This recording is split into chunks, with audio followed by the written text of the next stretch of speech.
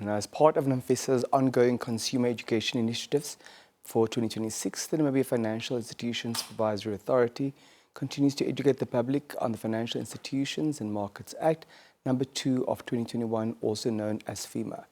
FIMA brought about a modern and consolidated regulatory framework for Namibia's non-banking financial sector with a strong emphasis on consumer protection, governance, and financial stability. Today's discussion focuses on Chapter 8 of FIMA, which regulates fund and society administrators, key institutions responsible for the administration of pension funds, medical aid funds, and friendly societies.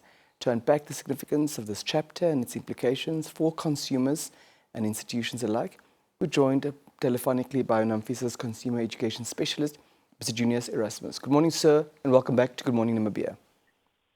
A very good morning, sir. Very good morning to all the viewers out there throughout the country. So thank you very much for having me. Mr. Erasmus, many viewers may hear the term fund and society administrators, but not fully understand what they do. Could you explain their role and why they are important?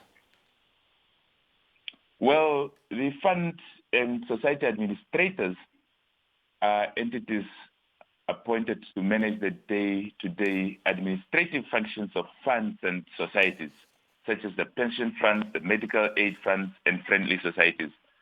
So their responsibilities include collecting and allocating contributions, maintaining accurate member records, processing claims and benefits, issuing statements, and ensuring timely correcting reports. So practically they are important because they sit at the operational heart of those institutions.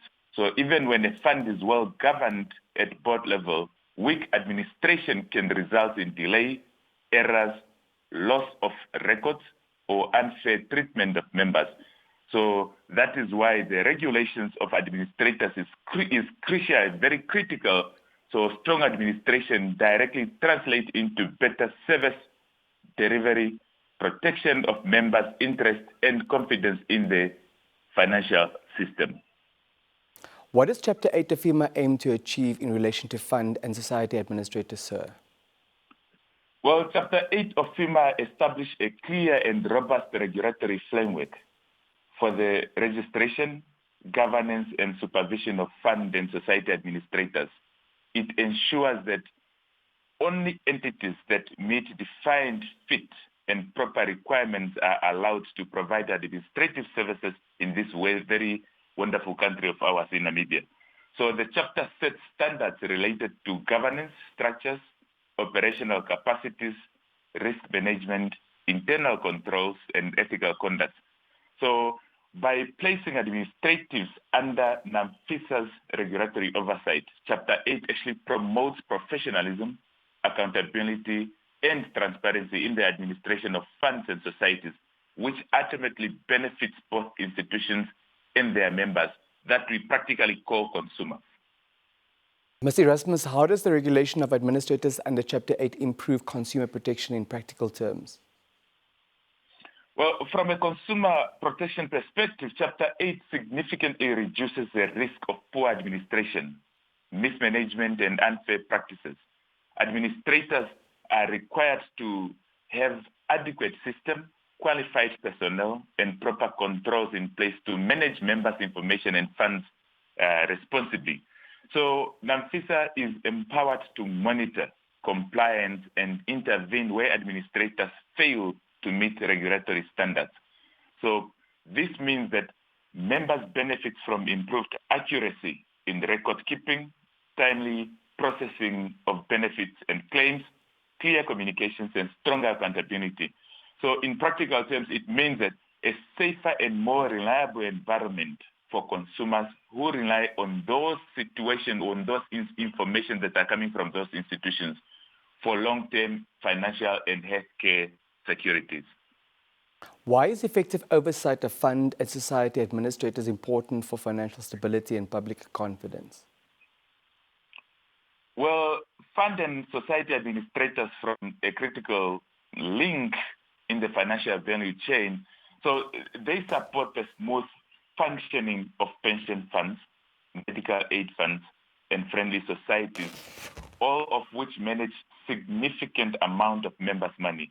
So effective oversight helps prevent operational failure, fraud, and systematic weakness that could undermine confidence in the financial sector. By ensuring that administrators operate ethically and efficiently, Chapter 8 of FIMA contributes to financial stability, protects the integrity of the system, and reassure the public that their contributions and benefits are being managed responsibly. As we move through January 2026, what should administrators, funds, and members be paying attention to? Well, administrators should ensure that they are fully compliant with the registration and ongoing compliance requirements set out in Chapter 8 of FIMA. So this includes maintaining sound governance practice, investing in appropriate systems, and continuously improving services delivery standards. So funds and societies should confirm that the administrators they appoint are properly registered with and supervised by NAMFISA. So, and members on their part should remain informed, review their statements, understand how their benefits are administered, and know where to raise concerns if they experience delay or service challenges. So that is the reason we are stepping in as an authority to say we are there to protect consumers. Finally, Mr. Erasmus, what key message would you like to leave with Namibians and all consumers out there regarding Chapter 8 of FIMA? Well, my key message is that effective administration is fundamental to protecting consumers' financial interest. So Chapter 8 of FIMA ensures that fund and society administrators operate in a manner that is transparent, accountable, and focused on the best interest of members and beneficiaries. So NAMFISA remains committed to strengthen consumer protection and consumer education, so while promoting trust in Namibian financial system. I therefore encourage all Namibians to familiarize themselves with the Financial Institutions and Market Act, that is commonly known as FIMA, and make use of NAMFISA's consumer education resources that is available at our website that we call the Consumer Education website, which is www.namfisa.com.na/educate. So we need to know that an informed consumer is an empowered consumer. And together we can build a stronger and more resilient financial sector in this very wonderful country of ours. I thank you very much.